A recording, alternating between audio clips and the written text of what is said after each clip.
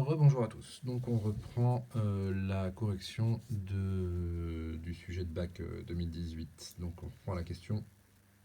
On avait fait la 2A et donc il nous reste la 2B.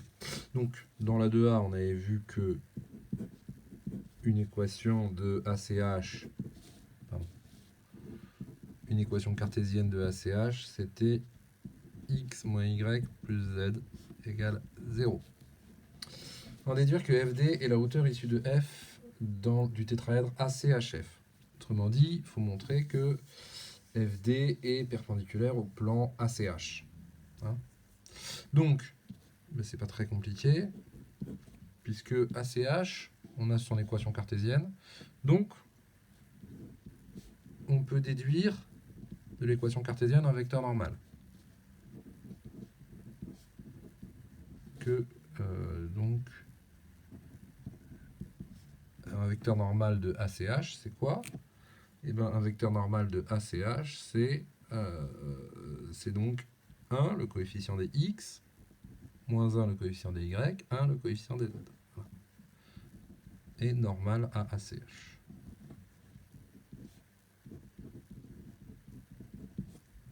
Ok? Bon. Et du coup, bah, il suffit juste de comparer les coordonnées de ce vecteur avec FD. Alors, donc, si on calcule FD, on est dans le repère A, AB, AD, AE.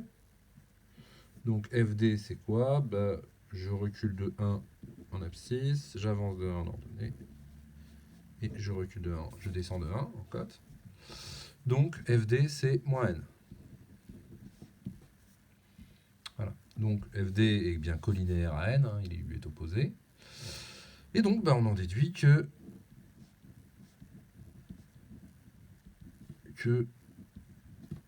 FD est aussi normal à ACH.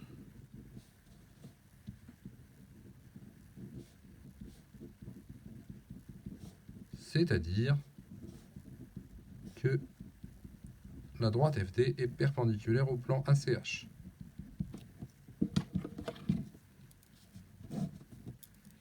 Donc, FD est bien la hauteur issue de F dans ACH.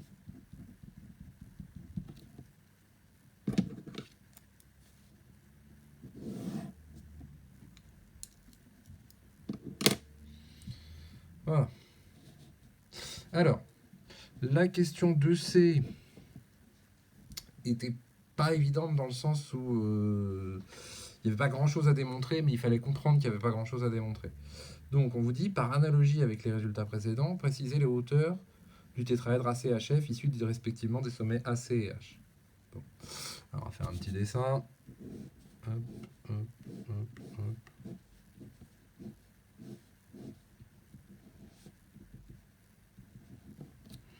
Donc notre triangle ACH, notre tétraèdre, pardon, ACHF, il est où? Il est là.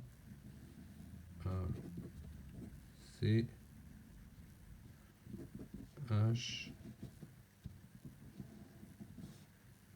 et F.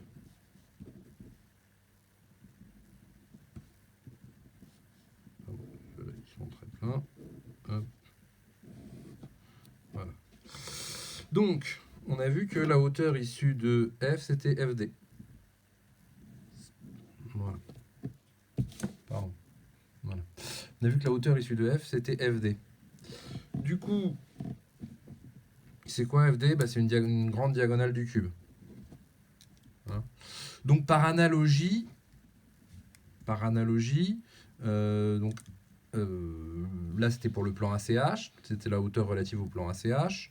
Donc, si on regarde, par exemple, la hauteur relative au plan AFC, hein, c'est-à-dire, c'est le même plan, mais si vous voulez, vous le décalez de l'autre côté. Bon, eh bien, en gros, F et H vont échanger leur rôle. Et donc, la hauteur relative, ce sera la même chose. F et H vont jouer des rôles parfaitement symétriques, puisqu'ils sont symétriques vis-à-vis de A et C. Et donc, la hauteur relative à la hauteur passant par H, La hauteur issue de H, voilà, c'est ça le mot que je cherchais, bah, ce sera HB. Donc, par symétrie, donc, la hauteur issue de H, c'est HB. La hauteur issue de A, ça va être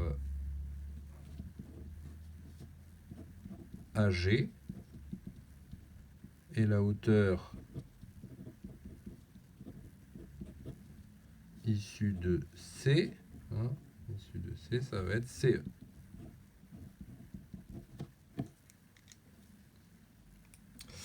Voilà. Les quatre hauteurs du tétraèdre ACHF sont-elles concurrentes? Eh bien oui, puisque il est dit dans l'énoncé que donc les droites FD, AG et CE, AG, CE, il m'en manque une, et HB, sont concurrentes d'après l'énoncé. Hein, ce sont les grandes diagonales du cube. Donc oui, pour ce tétraèdre-là, les quatre hauteurs sont bien concurrentes. Donc dans la suite de cet exercice, un tétraèdre dont les quatre hauteurs sont concurrentes sera appelé un tétraèdre orthocentrique. Voilà, et donc on va, dans la partie B, démontrer une propriété des tétraèdres orthocentriques. Donc, on considère un tétraèdre. Alors, je vais vous refaire le dessin.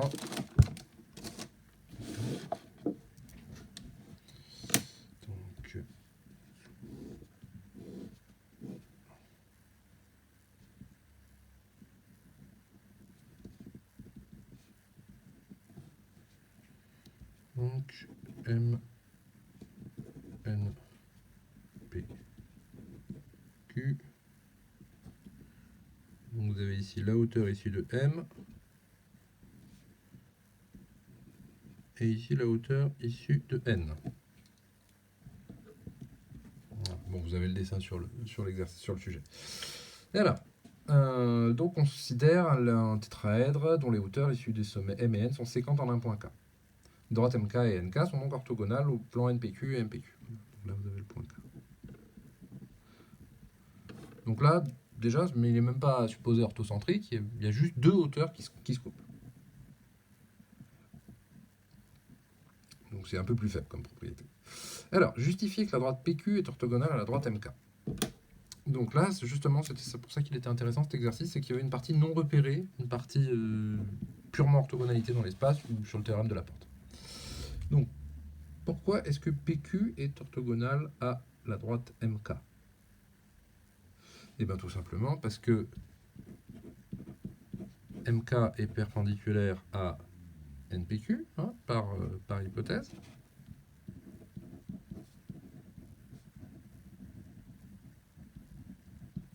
Donc perpendiculaire à toutes les droites du plan NPQ.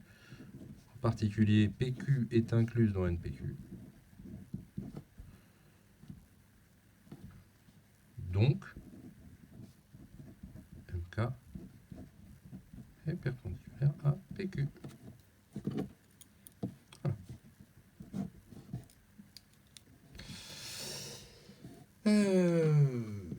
On admet de même que les droites PQ et NK sont orthogonales. Voilà, pour la même raison. Hein. NK est perpendiculaire au plan, cette fois-ci, MPQ, donc en particulier perpendiculaire à PQ. Que peut-on déduire de la question précédente relativement à la droite PQ et au plan MNK? Eh bien, qu'est-ce qu'on peut en déduire? Eh bien justement, que comme PQ est orthogonal à MK, ça on l'a prouvé, et PQ est orthogonal à NK, ça on l'a admis. Donc il est orthogonal à deux droites séquentes, point K, du plan MNK, donc PQ est orthogonal au plan MNK, d'après le théorème de la porte.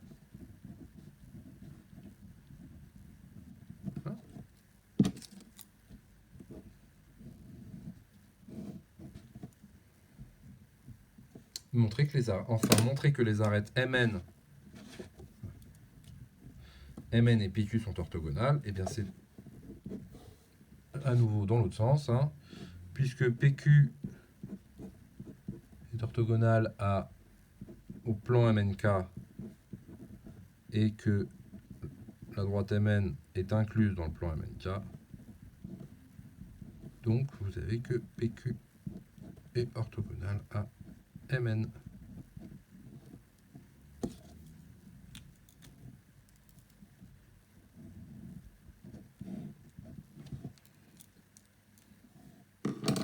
Voilà, et on obtient alors la propriété suivante. Si un tétraèdre est orthocentrique, alors ses arêtes opposées sont orthogonales 2 à 2. On dit que deux arêtes d'un tétraèdre sont opposées lorsqu'elles n'ont pas de sommet commun. Voilà. Donc vous voyez que là, juste avec... j'ai montré que forcément, on a montré que forcément PQ était orthogonal à MN. Donc les arêtes opposées sont orthogonales. On pourrait, voilà, en changeant l'ordre, hein, on pourrait montrer par exemple que MP est orthogonal à NQ, de même. Donc voilà, si vous avez un tétraèdre orthocentrique, même un peu plus faible, si vous avez juste deux hauteurs qui se coupent, deux des quatre hauteurs qui se coupent en un point, c'est bon, les arêtes opposées sont orthogonales. Alors, donc, dernière chose, application. Donc, on vous donne dans un repère orthonormé 4 points, et on vous demande si le tétraèdre est orthocentrique. Justifiez votre réponse. Alors, tout d'abord, une petite remarque. Juste en analysant l'énoncé, on peut déduire la réponse. Puisque, un petit peu de logique, c'est si un tétraèdre est orthocentrique, alors ses arêtes sont opposées, sont orthogonales 2 à 2. Donc là, vu qu'on vous donne que les coordonnées, vous pouvez tester à la limite l'orthogonalité. Mais l'énoncé ne vous dit rien de la réciproque de la propriété. C'est-à-dire que s'il est orthocentrique, les arêtes opposées sont orthogonales, mais la réciproque n'est pas forcément vraie. C'est pas parce que les arêtes opposées sont orthogonales qu'il est orthocentrique. Donc, a priori, on peut imaginer que ça ne va pas être le cas. Alors, on va regarder. Donc, on va regarder les arêtes opposées, regarder si elles sont orthogonales. Alors, par exemple, regardons RS. Pardon, donc c'est la partie C1. Regardons RS. Donc RS, c'est quoi les coordonnées de RS? De moins 3 à 1, il y a 4. De 5 à 4, il y a moins 1. Et de 2 à moins 2, il y a moins 4. Voilà, RS et TU. Par exemple. Donc TU, ça fait 0. De moins 1 à 7, il y a 8. Et de 5 à 3, il y a moins 2. Bon. Donc là, on peut calculer RS scalaire TU. Et on voit que ça fait 4 fois 0 plus moins 1 fois 8 plus moins 4 fois moins 2. Ça donne bien 0. Bon, donc on a une paire d'arêtes orthogonales. On a une paire d'arêtes opposées orthogonales. Mais attention, pour qu'il soit vraiment orthocentrique, il faut que toutes les paires d'arêtes opposées soient orthogonales. Donc par exemple, on peut calculer RT et SU. Si ma mémoire est bonne, c'est là que ça marche plus.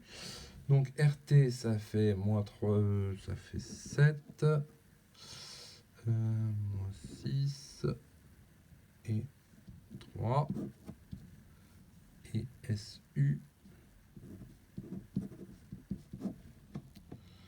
SU donc, de 1 à 4, il y a 3, de 4 à 7, il y a 3, et de moins 2 à 3, il y a 5.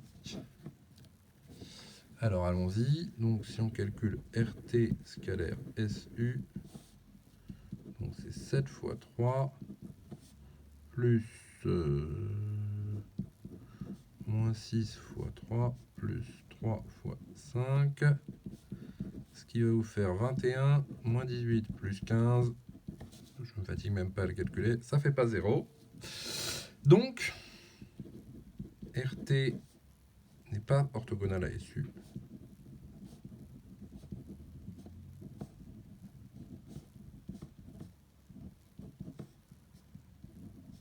RTSU n'est pas orthocentrique.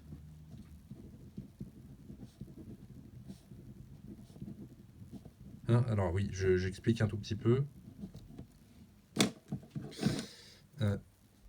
On a montré que si, on a montré dans la partie précédente, que si le tétraèdre était orthocentrique, alors les arêtes opposées étaient toutes perpendiculaires 2 à 2. Et donc, c'est ce qu'on appelle... donc, je vous montre